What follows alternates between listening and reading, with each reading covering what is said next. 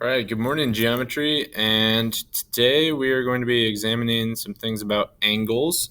As I go through this vocab, I'm going to move pretty quickly, so if you need time to write anything down, take any notes, feel free to pause the video so you can catch up, but I just want to try to keep moving so the video isn't too long.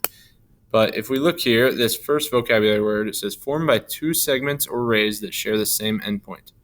Okay, so this endpoint here, B, it's part of the ray BA and the ray BC, and that endpoint, we'll find that name in a second, but this shape we know is called an angle. Okay, or I guess not this shape, this geometric figure here.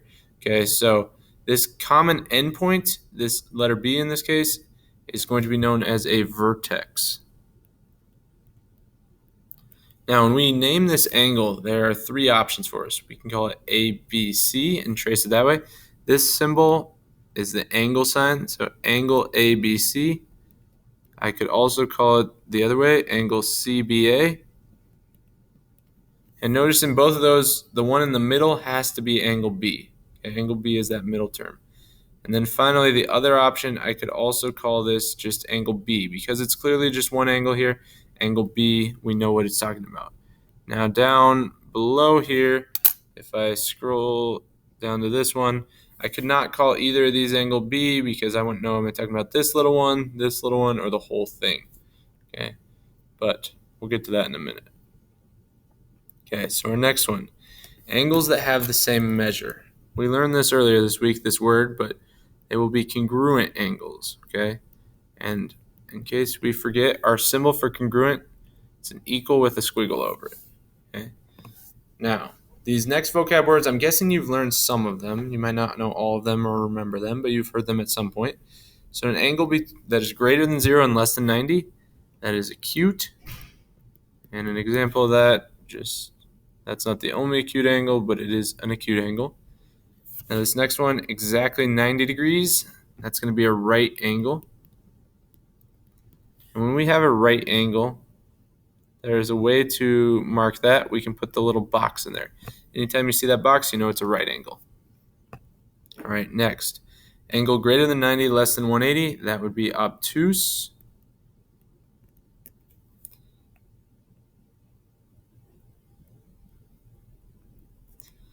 And then finally, an angle that is exactly 180 degrees. You might not know this one, but hopefully you can see what does it look like. It looks like a straight angle. Okay, a straight line or a straight angle. All right, our next one. Two angles with a common vertex and side. So if we look here, we have these two angles that are next to each other. They share the side BC, ray BC, and that is going to be adjacent angles when they share that side. They are next to each other.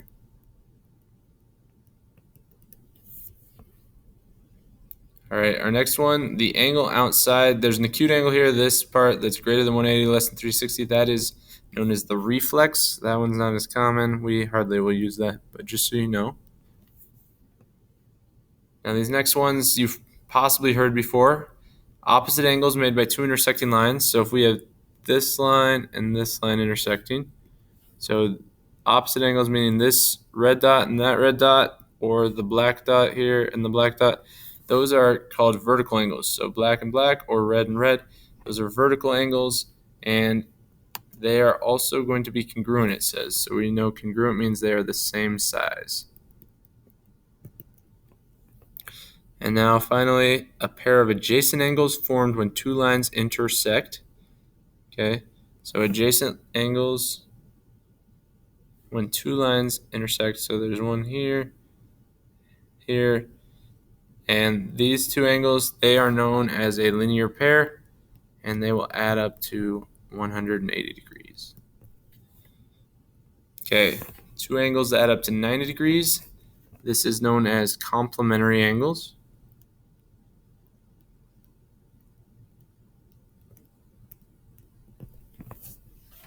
When angles add up to 90, they are complementary.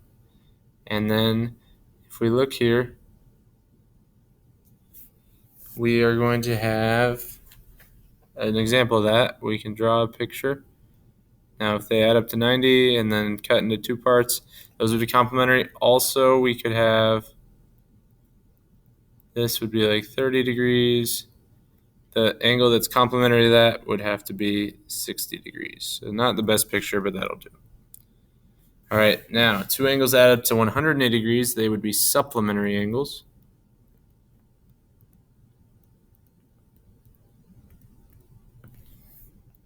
And linear pair was an example of that. Or we could have one here that's not touching, say that was 45 degrees. Then the other angle, 45, would have to be 135 because 45 plus 135 does add up to 180. And finally, a ray that cuts an angle into two congruent angles. So if we have an angle and it's divided into two equal parts, if these two are the same, then that is known as a bisector, an angle bisector. All right, so let's continue on now. And it says, name all the angles in this diagram. And then what is the vertex of every angle? So if we look here, we have three different angles. This little one, the big one. Okay, so this little one up top, PQS, or I could call it SQP. I don't care which way you go as long as Q has to be in the middle. The little one on the bottom, then right here, SQR or RQS. And finally, the big angle, PQR or RQP. And you'll notice the middle of each of these is Q.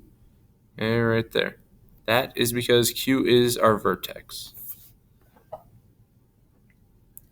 Now, we're going to try to use a vocab word to describe each of these. Look here. Hopefully you know that is acute. Our next one, obtuse.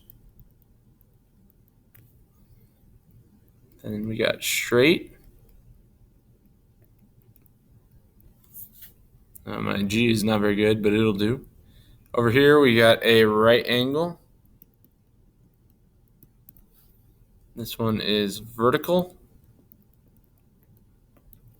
And finally, this last one, a couple options. Originally, when I did this, I was thinking we would put adjacent, although someone pointed out to me that it also could be a bisector here that cuts these two into equal parts. It does appear. All right. So our final one on today's lesson, if we look here, says find the angle measures. Well, solve for x and y, then find the angle measures. So first thing, let's establish here and here, these are vertical angles. And then here and here would also be vertical angles, so we know they're the same. But if we look here, those are the same, but they can't be set equal to each other, okay? Rather, we have to compare x with x. But these are next to each other. They would be a linear pair. We know a linear pair adds up to 180. So we'll do 2x plus 5 plus 4x minus 5. We add those together, 6x. Oh, and all that will equal 180.